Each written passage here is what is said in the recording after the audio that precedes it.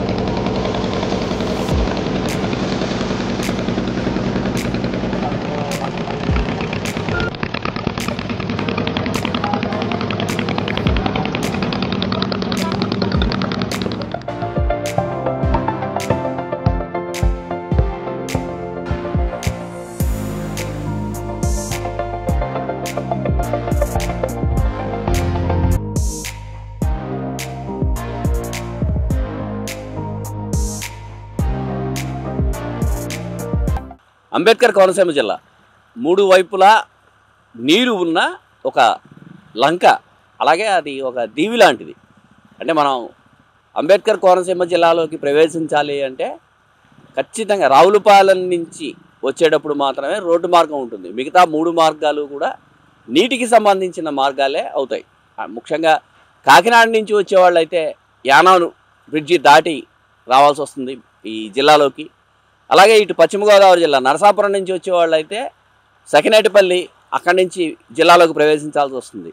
మూడో వైపు సముద్రం, అంటే మూడు వైపుల సముద్రము, ఒకవైపు మూడు వైపుల గోదావరి, ఒకవైపు రోడ్డు, ఆ చిట్ట చివరన సముద్రం ఉన్న ఏకైక దీవి అంబేద్కర్ కోనసీమ జిల్లా. పర్యాటక ప్రాంతంగా చూస్తే దీనికి చాలా మంచి పేరు ఉంది. కానీ ఈ నిత్యం గోదావరి పక్కన ఉండడం అనేది ప్రకృతి పరంగా ఆహ్లాదంగా ఉంటుంది. కానీ గోదావరిని ఆనుకుని ఉన్న గ్రామాలకు మాత్రం ఎప్పుడు నిరంతరం ఒక భయం వెంటాడుతూనే ఉంటుంది.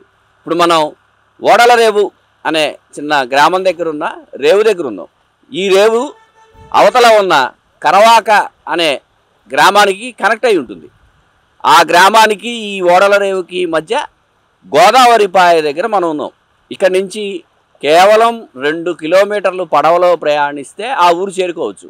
అదే రోడ్డు మార్గాన మనం అక్కడికి వెళ్ళాలి అంటే కనీసం 70 కిలోమీటర్లు బండి మీద కావచ్చు, బస్సులో కావచ్చు, కారులో కావచ్చు, సొంత వాహనం ఏదైనా కానీ 70 కిలోమీటర్ల పాటు చుట్టూ తిరిగి ఆ కరవాక అనే గ్రామానికి వెళ్ళాల్సి వస్తుంది. ఇదొక పరిస్థితి. రెండో వైపు నుంచి ఏంటంటే ఈ కరవాక గ్రామంలో, అవతల ఉన్న కరవాక గ్రామంలో ఉన్న వాళ్ళందరికీ కూడా ఇక్కడ అమలాపురంతో నిత్యం సంబంధాలు ఉంటాయి.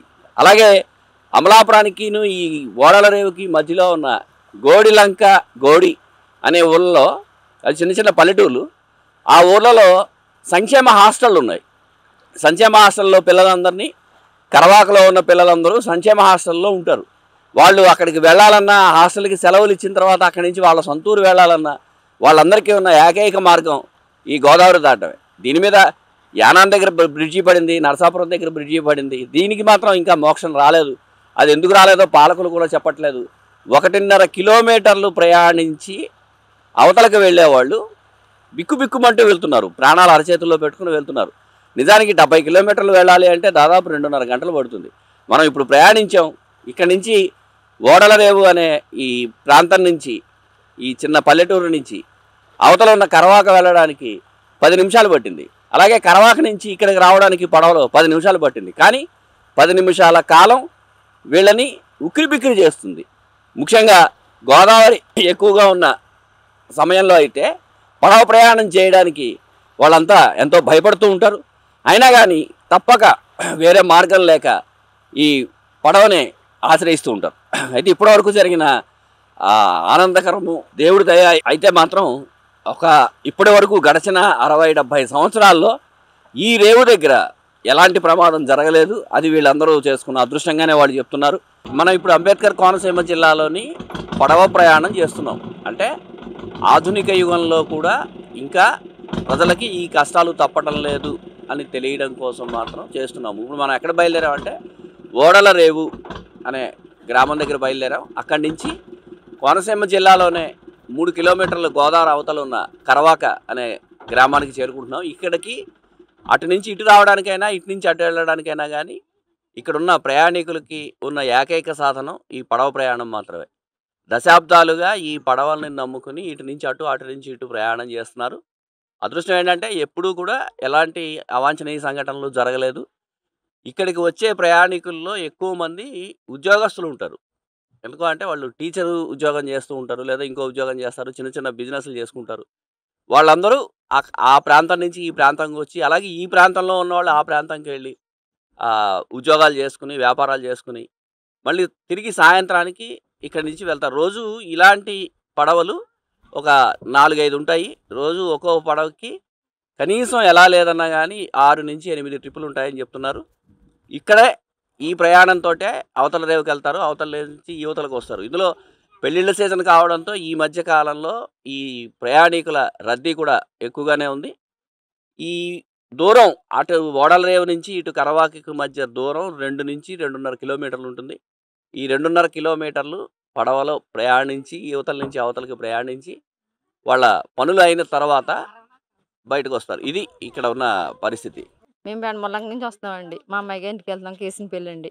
బ్రిడ్జి లేకపోవడం కొంచెం ప్రాబ్లంగా ఉందండి. జడుచుకునే వాళ్ళు పడవలు అయితే ఎక్కడానికి కష్టపడతారండి. కొంచెం అలవాటు అయిన వాళ్ళు అయితే ఫ్రీగా కూర్చుంటారండి. షెల్టర్ అయితే బాగానే, ఇప్పుడు బయటకు వరదన్నా బాగానే తీసుకొచ్చారండి. ఏమి భయం అనిపించలేదు, బాగానే ఉందండి ప్రస్తుతానికి. మేము కేసిన పెళ్ళి వెళ్తున్నామండి మా అమ్మాయి గారికి. అంటే మీ అమ్మాయి గారి ఇంటికి ఎప్పుడు వెళ్ళాలన్నా ఈ పడవలోనే ఈ పడవలోనే వెళ్తామండి. ఇంక బాగా వరద ఎక్కువ తల బాడుచుకుని మేము తిరిగి వెళ్తామండి. దానికి దీనికి దూరం ఎంత తేడా ఉంటుంది? చాలా దూరం అండి. 8 కిలోమీటర్లు వస్తుంది, నాకు తెలియదు కానీ చాలా దూరం అండి. చాలా దూరం ఉంటుంది. అటు నుంచి వెళ్ళడం అంటే చాలా దూరం అండి. ఇటు నుంచి అయితే బాగా దగ్గరండి. ఓకే. అంటే మీ పిల్లలు వాళ్ళు మీ ఇంటికి రావాలన్నా కానీ ఇలాగే వస్తారండి. వాళ్ళు అలా ఇలా వస్తారా, మేము అలాగే వెళ్తామండి. వరదలు అయితే మటుకు తిరిగి వస్తారండి అందరు. వాళ్ళు వెళ్ళినా మేము వెళ్ళినా తిరిగి వెళ్తామండి. అంటే మీ చిన్నప్పటి నుంచి ఇది ఇలాగే ఉందండి? చిన్నప్పటి నుంచి అండి. మా అమ్మగారు ఊరు పుట్టులు కేసిన పెళ్ళేనండి. మా అత్తూరు ఊరు బెండమర్లంక అండి. మేము బెండమర్లంక నుంచి మా అమ్మగారికి వెళ్తామండి. నా పేరు బాలకృష్ణ. నేను ఫైర్ డిపార్ట్మెంట్లో చేస్తుంటాను. మా అమ్మమ్మ ఊళ్ళు కేసినపల్లి. నా చిన్నప్పటి నుంచి ఈ రేవు దాటి వెళ్ళటం అన్నీ చేయటం తప్ప బ్రిడ్జి పడుతుందని చెప్పారు, కానీ ఇప్పుడు బ్రిడ్జి అనేది ఇప్పటివరకు అమలు రాలేదు. ఆల్రెడీ నరసాపురం వెళ్ళాలన్నా ఇదే షార్ట్ కట్టు. వడల రేవు దాటి వెళ్ళాలి, తర్వాత నరసాపురం రేవు దాటి సగినేటిపల్లి రేవు దాటి నరసాపురం వెళ్ళాలి. అలాగే పిల్లలతో వెళ్తున్నప్పుడు కూడా కొంచెం రిస్క్గా ఉన్నా కానీ సేఫ్ సైడ్గానే తీసుకొస్తున్నారు. కానీ భయం, ఎలా ఎంత సేఫ్ సైడ్కి తీసుకెళ్ళినా కానీ గోదావరి దాటి వచ్చే వరకు కూడా భయపడతాం కదా, ఆధార్ నుంచి ఇద్దరికి వచ్చేటప్పుడు. దానివల్ల ఏంటంటే ఎప్పటి నుంచో వస్తుంది, పడుతుంది అని చెప్తున్నారు, కానీ ఇప్పటివరకు లేదు.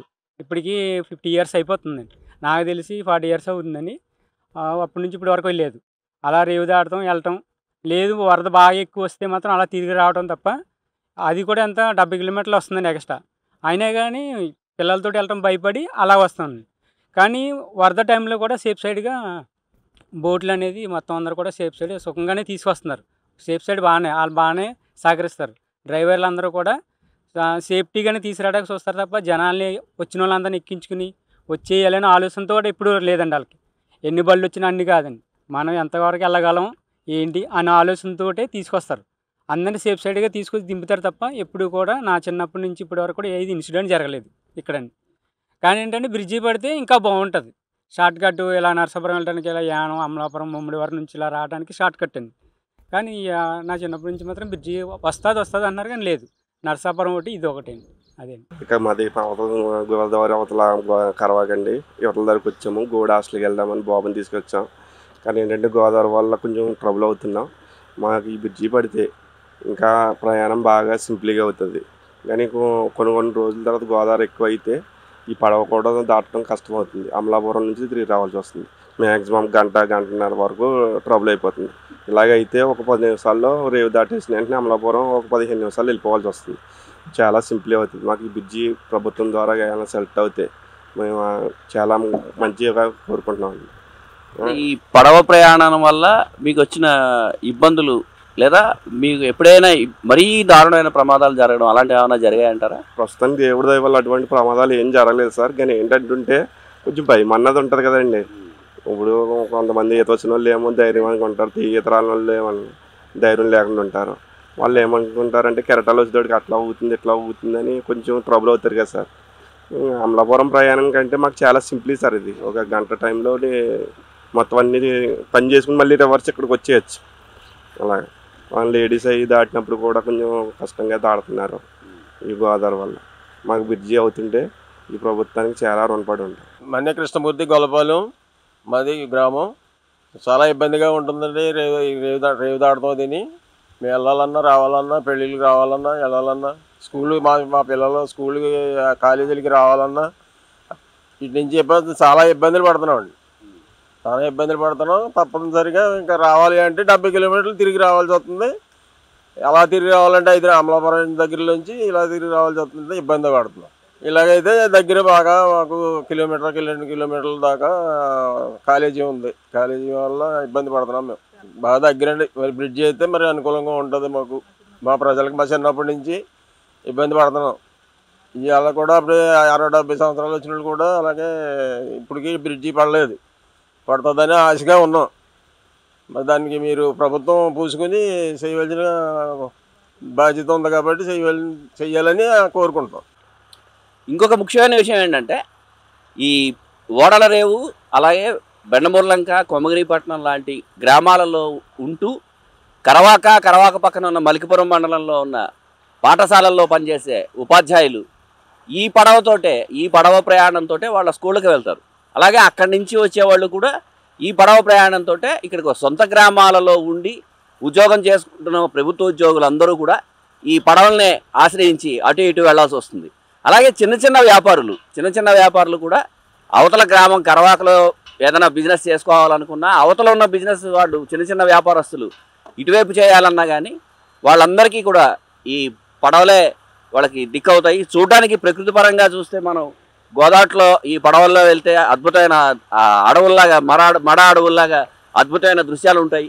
అవన్నీ బాగుంటాయి. తర్వాత ఇంకొకటి ఏంటంటే కరవాక వెళితే కనుక కరవాక నుంచి కనుచూపు మేరలో ఓడల రేవు సముద్రం కనిపిస్తుంది.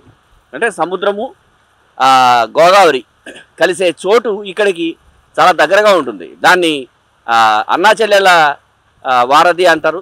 ఆ అన్నాచెల్లెల దగ్గర కలిసే దాని దగ్గరకి ఇక్కడికి కేవలం కిలోమీటర్ దూరం మాత్రమే ఉంటుంది. అంటే పర్యాటక ప్రాంతంగా కూడా ఈ ప్రాంతాలన్నీ అభివృద్ధి చెందుతున్నాయి. కానీ ఇలాంటి సౌకర్యాలు లేకపోవడం వల్ల మేము ఇబ్బంది పడుతున్నాము. ఆ ఇబ్బందులు తీర్చండి, ఏ ప్రభుత్వం పట్టించుకోలేదు, ఆ ఇబ్బందులు తీర్చండి అని వాళ్ళు ప్రయాణికులు అడుగుతున్నారు.